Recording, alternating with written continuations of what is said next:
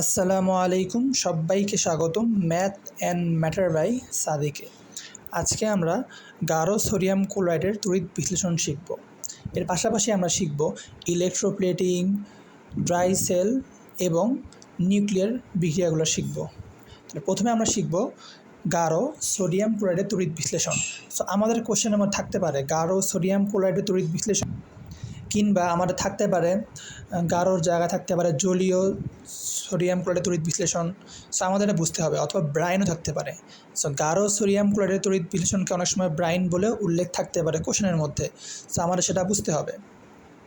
এখন আমরা ফার্স্ট ভিডিওর মধ্যে দেখে আসছি, যখন আমাদের মাইনাস চিহ্ন থাকবে তখন আমরা কি করব, ইলেকট্রন ত্যাগ করব।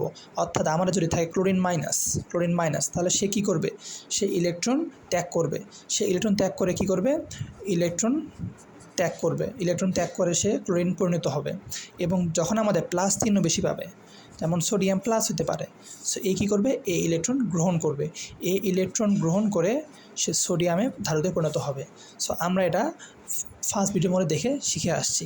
এখন আমরা দেখব এই গাঢ় সোডিয়াম ক্লোরাইডের তড়িৎ বিশ্লেষণ। তাহলে প্রথমে আমরা দেখতে হবে সোডিয়াম ক্লোরাইড বলতে আমরা কী বুঝি। তো সোডিয়াম ক্লোরাইড, সো NaCl, এটা আমাদের সোডিয়াম ক্লোরাইড। এখানে আমাদের কী আছে, সোডিয়াম প্লাস আছে, সাথে আমাদের ক্লোরিন মাইনাসও আছে। এরপরে গাঢ় সোডিয়াম ক্লোরাইড বা জলীয় সোডিয়াম ক্লোরাইড, তাহলে তার মানে এখানে পানি অবশ্যই আমাদের আছে। সো গলিত এবং গাঢ়র মধ্যে পার্থক্য হচ্ছে, গলিত সোডিয়াম ক্লোরাইডের দ্রবণের মধ্যে পানি থাকবে না, কিন্তু গাঢ়র মধ্যে অবশ্যই পানি থাকবে। আর পানি দুইটা অংশ, একটা H প্লাস আর একটা হচ্ছে OH মাইনাস। সো এটা প্লাস দিতে পারি আমরা, H প্লাস OH মাইনাস, এই দুইটা অংশ আছে। তাহলে আমাদের আয়ন আছে 4টা এবং আমাদের বিক্রিয়কের দ্রবণ আছে হচ্ছে 2টা, একটা সোডিয়াম ক্লোরাইড, একটা পানি। আর আমাদের প্রশ্নে বলতে পারে যে এই বিক্রিয়ার মাধ্যমে কীভাবে টয়লেট ক্লিনারের মূল উপাদান পাওয়া যায়। সো আমাদের খেয়াল রাখতে হবে যে সোডিয়াম হাইড্রোক্সাইড আছে, এটা হচ্ছে টয়লেট ক্লিনারের মূল উপাদান। সো অনেক সময় প্রশ্নে সরাসরি সোডিয়াম হাইড্রোক্সাইড না বলে টয়লেট ক্লিনারের মূল উপাদানও বলতে পারে। তখন আমাদের বুঝতে হবে যে আমাদের এখন গাঢ় সোডিয়াম ক্লোরাইডের তড়িৎ বিশ্লেষণ করতে হবে। তাহলে প্রথমে আমরা সোডিয়াম ক্লোরাইডকে প্রবেশ করালাম, এটা আমাদের তড়িৎ বিশ্লেষণের মধ্যে একটা দণ্ড আছে, এটা আমাদের পজিটিভ, এটা নেগেটিভ। সো আমরা দেখে আসছি তড়িৎ বিশ্লেষণের মধ্যে পজিটিভ হয় হচ্ছে আমাদের অ্যানোড এবং নেগেটিভ হয় হচ্ছে ক্যাথোড। এছাড়াও আমরা আরেকটা জিনিস খেয়াল রাখবো, সেটা হচ্ছে অ্যানোড মানে হচ্ছে জারণ। অ্যানোড মানে কি, জারণ বা অক্সিডেশন। আর ক্যাথোড মানে হচ্ছে বিজারণ। সো আমরা এটা ফার্স্ট ভিডিওর মধ্যেও দেখে আসছি। সো এখন আমরা দেখতে হবে কোনটা আগে চার্জ মুক্ত হচ্ছে।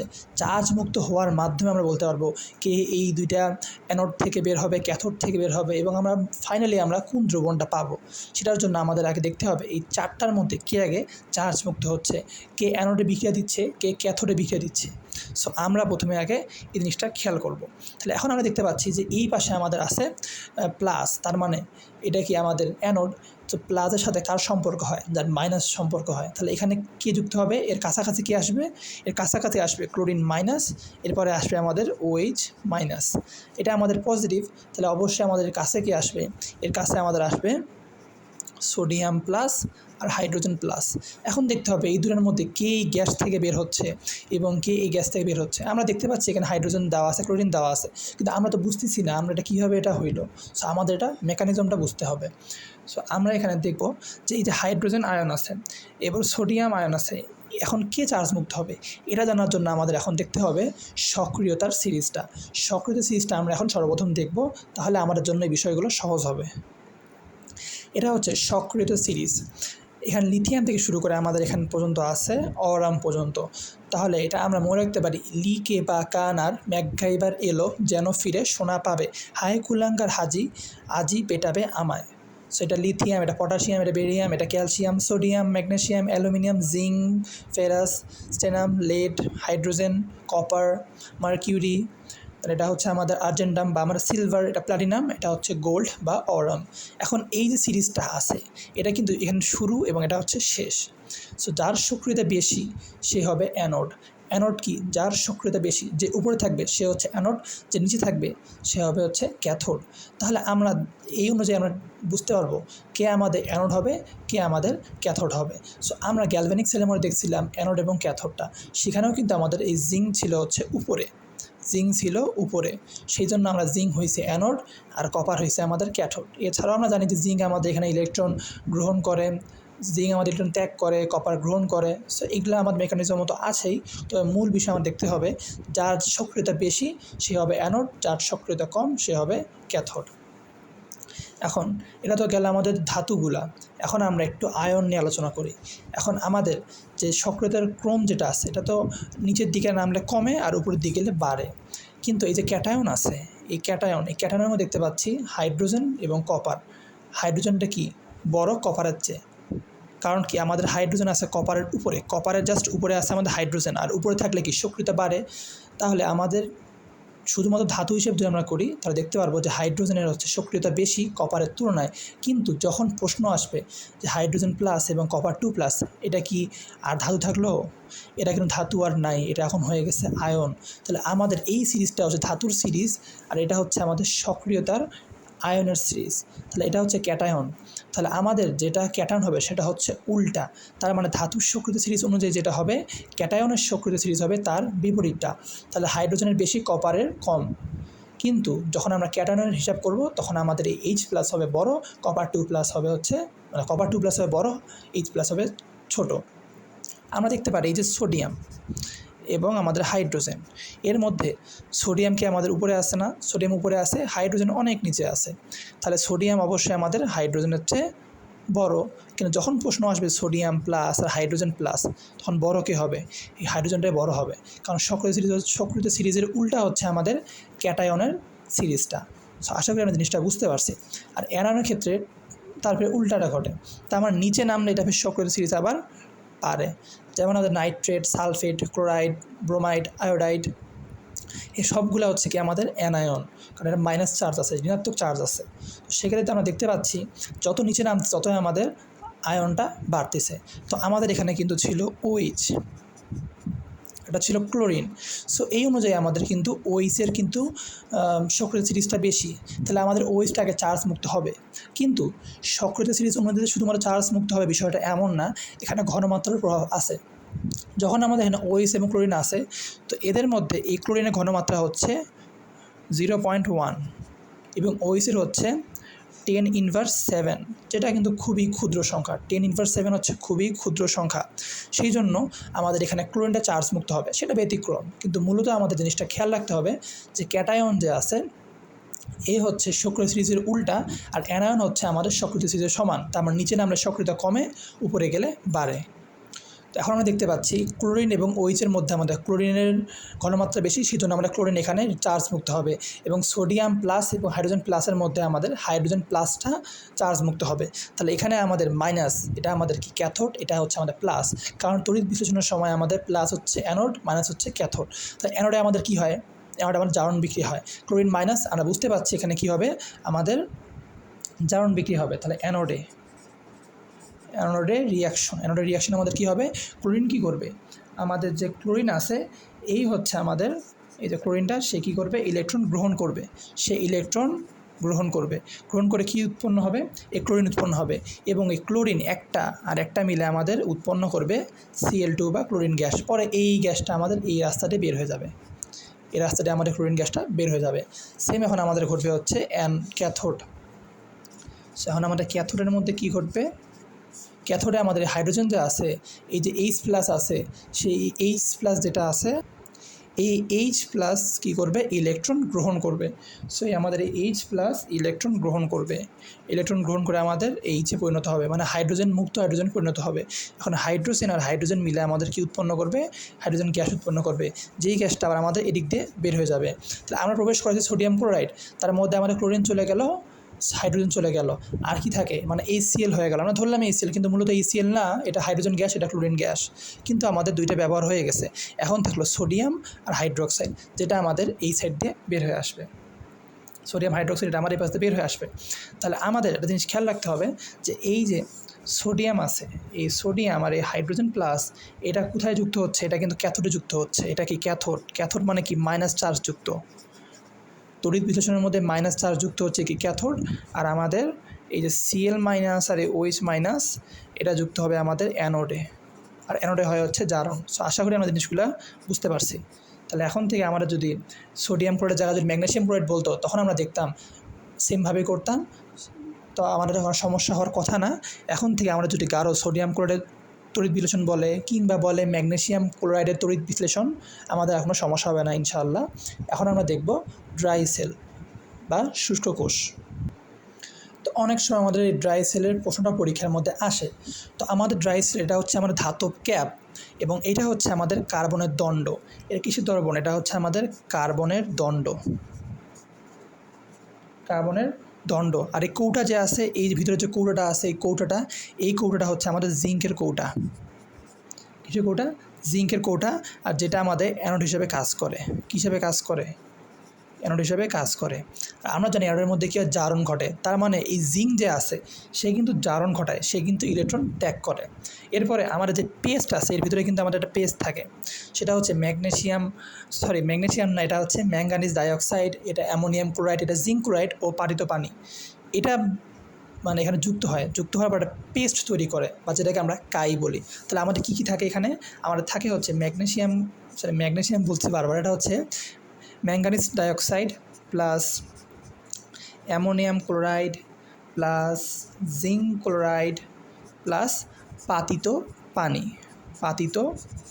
পানি, এটা যুক্ত হয় আমাদের কী তৈরি করে? কাই তৈরি করে, বা যেটাকে আমরা পেস্ট বলি। এই কাই তৈরি হয়। এখন আমরা দেখতে পাচ্ছি জিঙ্ক হচ্ছে অ্যানোড। জিঙ্কে কী ঘটে? অ্যানোডের মধ্যে জিঙ্কটা বিক্রিয়া করে, অ্যানোডে কী হয়? জারণ হয়। তাহলে আমাদের অবশ্যই এখানে কী হবে? জারণ হবে। তাহলে আমরা এখানে লিখব অ্যানোডে জারণ বিক্রিয়া, সেটা আমরা লিখব অ্যানোডে জারণ বিক্রিয়া। তাহলে জিঙ্ক কী করবে? এই জিঙ্ক আমাদের দুইটা ইলেকট্রন ত্যাগ করবে, জিঙ্ক 2+ পরিণত হবে।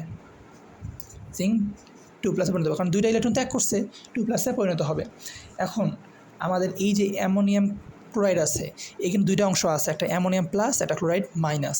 এখন দেখা যাবে এই যে দুইটা ইলেকট্রন যে সে ত্যাগ করলো, এটা গ্রহণ করবে এই ম্যাঙ্গানিজ ডাইঅক্সাইড এবং আমাদের অ্যামোনিয়াম ক্লোরাইড, এইটা আমাদের এই ইলেকট্রন দুটাকে গ্রহণ করবে, যার ফলে বিক্রিয়াটা আমাদের সম্পূর্ণ হবে। তাহলে এখন আমরা পুরো ফুল বিক্রিয়া দেখব। এখন আমরা দেখব অ্যানোডে বিক্রিয়াটা। অ্যানোডে কি আমাদের ছিল? এই জিঙ্ক ছিল, সে দুইটা ইলেকট্রন কী করছে? ত্যাগ করছে। এই দুটো ইলেকট্রনকে গ্রহণ করবে ক্যাথোডে থাকা ওই যে পেস্ট আছে, এই পেস্টের মধ্যে আছে আমাদের অ্যামোনিয়া প্লাস আমাদের ম্যাগনেসিয়াম ডাইঅক্সাইড। এটা আমাদের 2 মোল করে নিলাম, 2 মোল নিলাম। এর সাথে আমাদের দুইটা ইলেকট্রন, এই যে দুইটা ইলেকট্রন ত্যাগ করছে, এই দুটো ইলেকট্রন সে গ্রহণ করে কি উৎপন্ন করবে 2 অণু অ্যামোনিয়া উৎপন্ন করবে, সাথে উৎপন্ন করবে ম্যাঙ্গানিজ ট্রাইঅক্সাইড Mn2O3, সাথে আমাদের পানি উৎপন্ন করবে। তাহলে আমাদের এই বিক্রিয়ার মাধ্যমে দেখতে পাচ্ছি এই দুটো ইলেকট্রন এবং এই দুটো ইলেকট্রন কাটা। তাহলে সামগ্রিক বিক্রিয়া আমাদের কী হবে?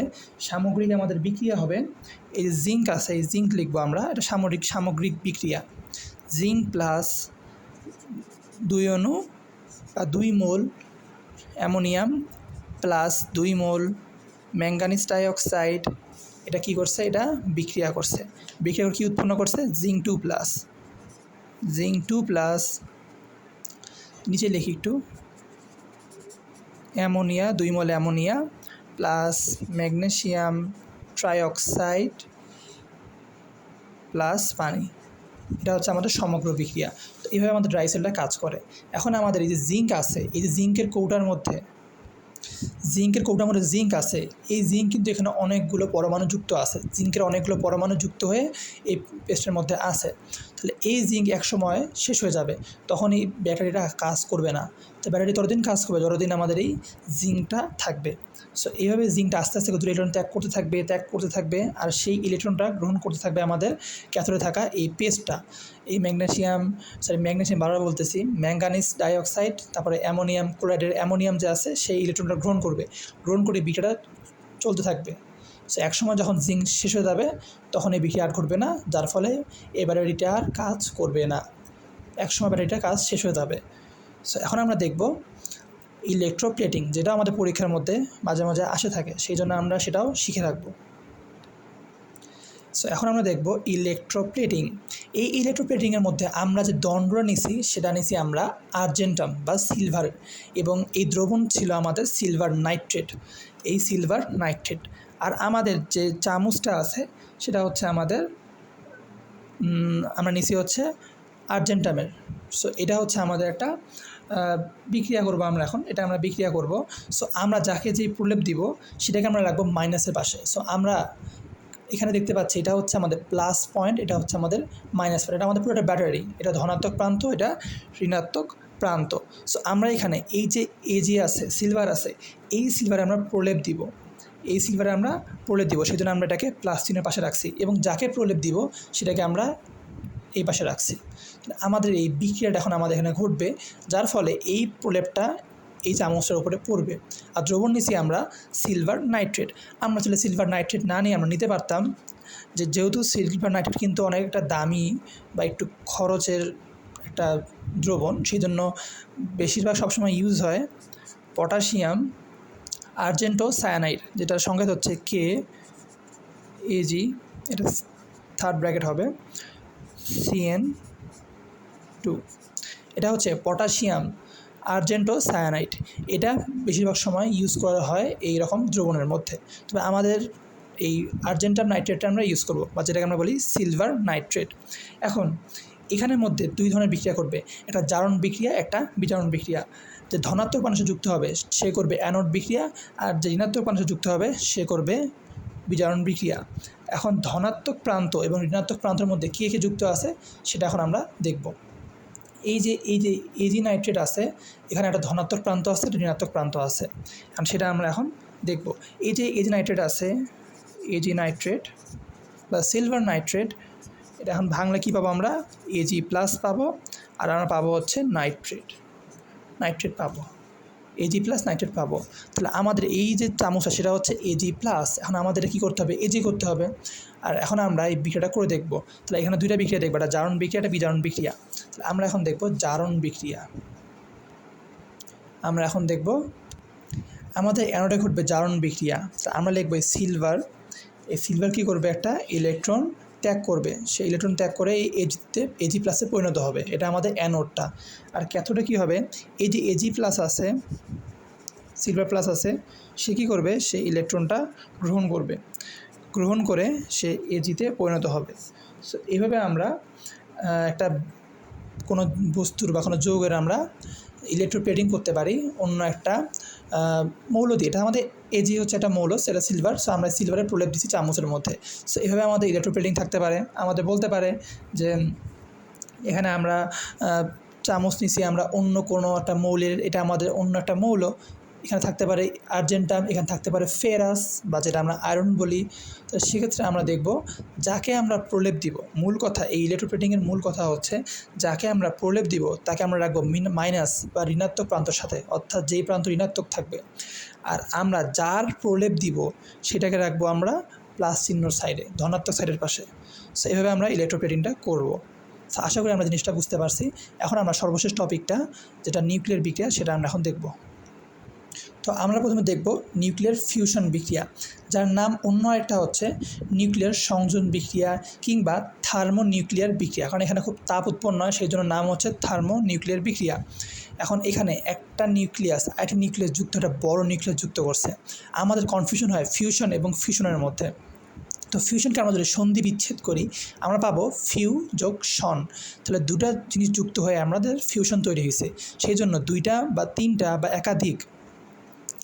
একাধিক আমাদের নিউক্লিয়াস যুক্ত হয়ে একটা নিউক্লিয়াস গঠন করলে তাকে আমরা বলি ফিউশন বিক্রিয়া।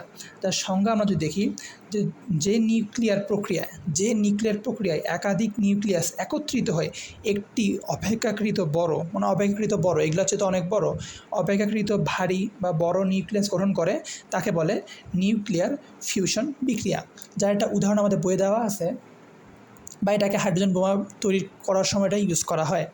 সো আমরা লিখতে পারি যে হাইড্রোজেন যে আছে সেটা হচ্ছে এটা আমাদের হাইড্রোজেনের, এটা আমাদের টিট্রিয়াম, যেটাকে বলে টিট্রিয়াম নামে আমরা পরিচিত, হাইড্রোজেন আইসোটোপ একটা। এর সাথে আরেকটা আছে হাইড্রোজেন ডিউটেরিয়াম। এর কিন্তু পারমাণবিক ভর 1, কিন্তু ভর সংখ্যা হচ্ছে 2 এবং 3। এখন এখানে আমাদের বিক্রিয়া ঘটে। সো এই বিক্রিয়ার মধ্যে আমরা দেখতে পাই উৎপন্ন হয় হচ্ছে এই যে 1 আর 1 কত হয় 2। সো আমাদের এখানে পাওয়া যায় হিলিয়ামের কত ভর, হিলিয়ামের ভর হচ্ছে 2। এখন হিলিয়ামের ভর সংখ্যা কত 4, সো আমরা 4 লিখব। কিন্তু এখানে দেখতে পাচ্ছি 3 আর 1 2 যোগ করলে কত হয় 5 হয়। তার মানে আমাদের একটা নিউট্রন সংখ্যা বেশি। আমাদের কিন্তু ভর সংখ্যা বা প্রোটন সংখ্যা কিন্তু সমান আছে, 1 আর 1 2 হয়েছে, কিন্তু আমাদের নিউট্রন সংখ্যা বৃদ্ধি পাইছে, একটা বৃদ্ধি পাইছে, সেই মানে একটা কমে গেছে, কারণ 5টা ছিল 4টা হয়েছে, মানে একটা কম আছে, সেটা আমাদের যুক্ত হবে নিউট্রন আকারে। সো এখানে 1 লিখবো, এটা নিউট্রন, এবং আমাদের এটা ভর মানে আমাদের প্রোটন সংখ্যা এখানে 0, কারণ নিউট্রন সংখ্যা তো প্রোটন সংখ্যা 0 হবেই, স্বাভাবিক, এটা কমন সেন্স। প্লাস আমাদের এখানে শক্তি উৎপন্ন হবে। সো আশা করি আমরা নিউক্লিয়ার ফিউশন বিক্রিয়াটা পড়ছি। এখন আমরা দেখব ফিউশন বিক্রিয়া। এই ফিউশনকে অনেক সময় বিভাজন বিক্রিয়াও বলা হয়, বিভাজন, কারণ এখানে কিন্তু একটা নিউক্লিয়াস ভেঙে একাধিক উৎপন্ন হয়, সেই জন্য এটাকে বিভাজন বিক্রিয়া বলা হয়। সো আমরা যদি সংজ্ঞা দেখি, তাহলে সংজ্ঞাটা হচ্ছে যে নিউক্লিয়ার প্রক্রিয়ায় ভারী নিউক্লিয়াস থেকে প্রায় সমান ভরের দুটি নিউক্লিয়াস বা 3টি বা একাধিক নিউক্লিয়াস তৈরি হয়, তাকে বলা হচ্ছে নিউক্লিয়ার ফিশন বিক্রিয়া। সো এখানে কিন্তু একটা থেকে একাধিক উৎপন্ন হবে, তার মানে এখানে একটা বড় ছিল, সেখান থেকে উৎপন্ন হয়েছে দুইটা ছোট ছোট কিংবা ছোট ছোট উৎপন্ন হয়েছে, এটা হচ্ছে আমাদের ফিশন বিক্রিয়া। প্রচুর শক্তি এখানে নির্গত হয়। সো আমরা যদি একটা ইউরেনিয়ামকে নেই 235, আমরা জানি ইউরেনিয়ামের পারমাণবিক ভর হচ্ছে 235 আর ভর সংখ্যা হচ্ছে 92। ভর সংখ্যা কিন্তু চেঞ্জ আমাদের হবে না, এটা খেয়াল রাখতে হবে। একে আমরা যদি একটা নিউট্রন দ্বারা আঘাত করি, একটা ছোট্ট একটা নিউট্রন দ্বারা আঘাত করি, তাহলে কী রিয়াকশন করবে? এই রিয়াকশন করবে এর ভরকে, মানে পারমাণবিক ভরটা কিন্তু ঠিক রাখা লাগবে। সো সে এমন দুইটা মৌল উৎপন্ন করবে যেটার পারমাণবিক যোগ করলে আমাদের এটা সমানই হবে। তো আমরা বেরিয়াম পাবো, এখানে বেরিয়ামের ভর হচ্ছে 141, আর আমাদের বেরিয়ামের পারমাণবিক ভর হচ্ছে 56। এর সাথে আমাদের উৎপন্ন হবে ক্রিপ্টনের আমাদের পারমাণবিক ভর হচ্ছে 92 এবং পারমাণবিক মানে ভর সংখ্যা হচ্ছে 92 আর পারমাণবিক ভর হচ্ছে 36। আমরা যদি 56 আর 36 যোগ করি তাহলে আমাদের 92 পাওয়া যাবে, তার মানে আমাদের ভর সংখ্যা কিন্তু মিলছে। কিন্তু আমরা যদি এই দুটাকে যোগ করি তাহলে আমাদের কিন্তু এই সংখ্যাটা হবে না, কারণ আমাদের এই যে উৎপাদ কত, এটা আমাদের উৎপাদ, এটা হচ্ছে আমাদের বিক্রিয়ক। তো বিক্রিয়কের মধ্যে আমাদের ভর সংখ্যা কত? ভর সংখ্যা 235 যোগ 1 236, এটা আমাদের ভর সংখ্যা। আর আমাদের পারমাণবিক সংখ্যা হচ্ছে 92 যোগ 0 সমান 92। আর এখানে আমাদের 92 কিন্তু অলরেডি হয়ে গেছে, কিন্তু এখানে কিন্তু আমাদের হয় নাই, এখানে আমাদের ভর সংখ্যা সমান হয় নাই, 236 হয় নাই, এখানে আমাদের 200 কত আছে। আমরা যদি 141 আর 92কে যোগ করি তাহলে আমাদের হবে 233, আমাদের এখানে আসছে। তার মানে আমাদের 3টা নিউট্রন কিন্তু বেশি আছে।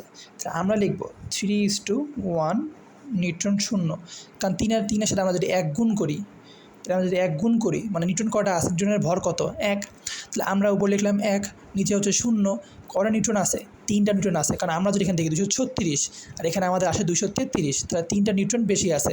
ভর সংখ্যা কিন্তু সমান আসছে, কিন্তু নিউট্রন সংখ্যা আমাদের এখানে কম হয়েছে, সেই জন্য আমরা 3টা নিউট্রন এক্সট্রা লিখব। এর পাশে আমাদের উৎপন্ন হবে 200 মেগাভোল্ট। 200 মেগাভোল্ট আমাদের এখানে শক্তি উৎপন্ন হবে, যেটা অনেক শক্তি।